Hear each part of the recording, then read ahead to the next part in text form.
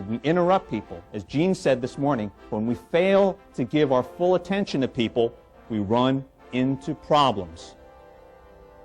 One of the things that really annoys me, I'll call a technical support line, and I'm about 80% finished. They start interrupting me. They assume they know what I'm going to say, or they transfer me. I get very annoyed, and that's why I started my training program to work with IT professionals to help them improve their customer service skills. So one of the dangers in communications is interrupting people. A second danger is to simply ignore what people say and give our less than full attention. And so that's why active listening, being involved, showing empathy, as Gene said this morning, is so important. Calvin Sun is an expert on the Titanic. Calvin has visited and written about numerous Titanic sites and has interviewed relatives of 6 Titanic passengers. He uses stories from the disaster to illustrate important lessons for business professionals. Calvin Sun's presentations engage and energize audiences. His clients include such diverse professionals as realtors, information technology workers, educators, and funeral directors. Please join me in welcoming Calvin Sun. I'm Calvin Sun, and I approve this ad. Good, a little slow there. You have a chance to redeem yourself. I've met you all. I've been very impressed with you. I think you're a very intelligent audience, but I want to make sure of that. So can someone tell me, please, what these 3 things have in common? They are Operating System 2, Betamax, and the Dvorak keyboard. What do these 3 things all have in common? They're all gone. They're superior products, and Gene is absolutely correct. They were superior at the time of their introduction, but they lost out to less technically competent products. Now, what do these 3 products have to do with our talk today, with communications and with Titanic? It's very simple. No matter what we do, communications issues can overshadow technical excellence, regardless of whether we are an attorney, a pharmacist, a computer programmer. If we have trouble in communicating our ideas, in working with other people, it is going to affect our projects. It can affect our careers. It can even affect entire companies. Ladies and gentlemen, are you ready to go back to Titanic? Yes. Are you ready? Yes. 1,500 people died when Titanic sank in April of 1912. What you're looking at are pictures of some of the victim graves.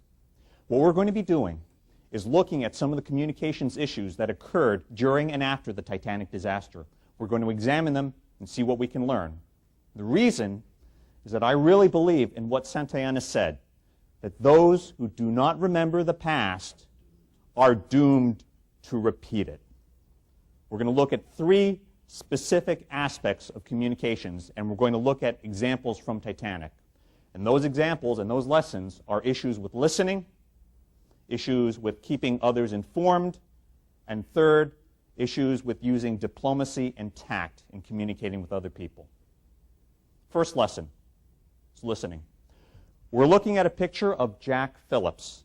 Now, Jack Phillips was one of 2 wireless operators on the Titanic, and sadly, he died during the sinking.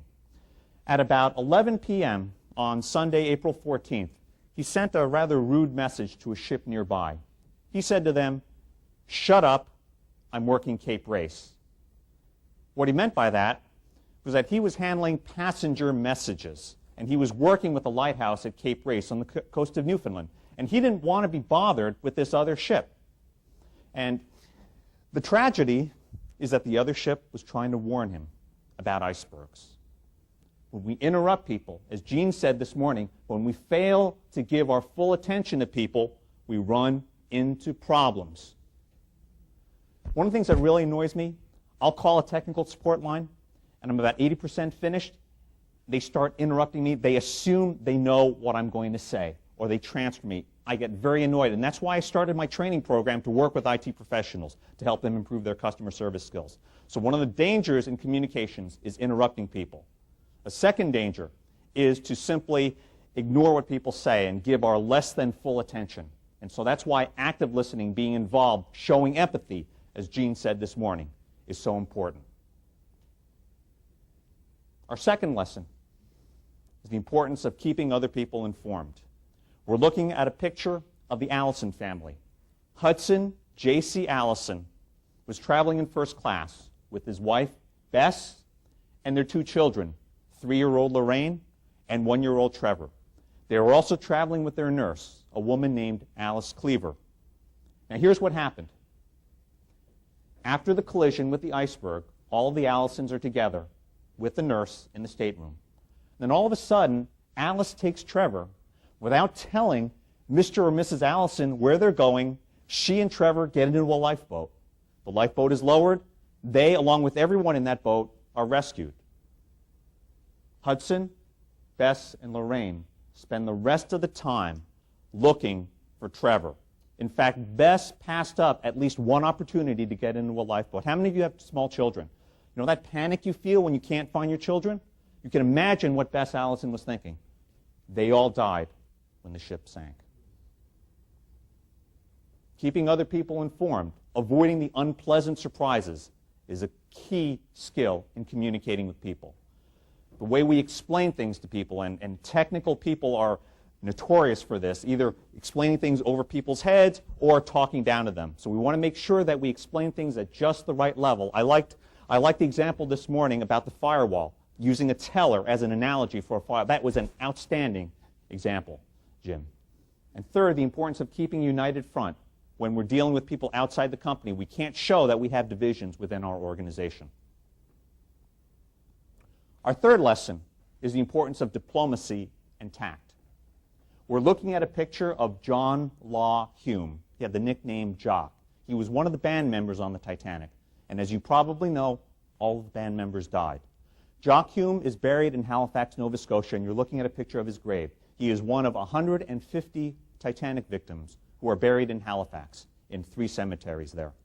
On the reverse of my handout is part of an article that I wrote on one of the other victims in Titanic. It was from American Cemetery. I guess you all subscribe to it, so you don't need that handout. At any rate, about 3 or 4 weeks after the sinking of the Titanic and the death of his son, his father, Mr. Hume, receives a letter. And in the letter, he is asked to pay for his son's band uniform. Pretty insensitive, isn't it? You know, Gene talked about expressing empathy with other people, and how sensitive is this request? It's pretty insensitive, isn't it?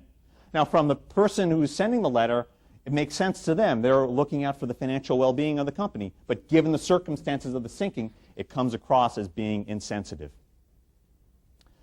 One of the things I talk about in communicating with people with diplomacy and tact is the importance of saying things positively rather than negatively. They tend to be clear. Most importantly, they sound better when we say them to the other people.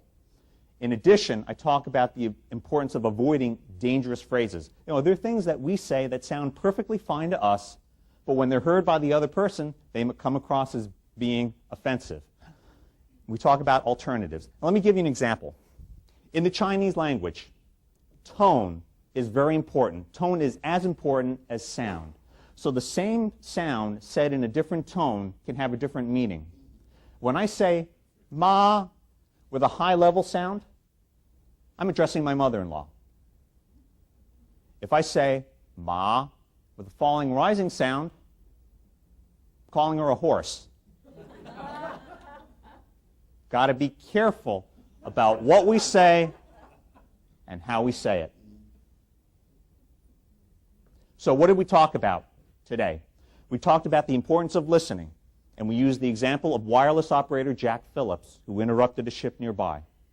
We talked about the importance of keeping people informed, and we saw the tragic results of that with the Allison family and their nurse, Alice Cleaver. And third, the importance of using diplomacy and tact, as evidenced by the example of the father of band member John Law Hume. The moral of this story is that listening has its benefits. Ladies and gentlemen, I appreciate this opportunity to speak today, and I hope that as Francis Brown listened to his advisor, you too will listen and take to heart what I said. Thank you very much.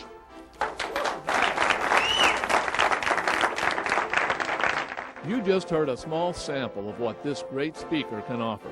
For more information or to book this speaker, please call the number on the label.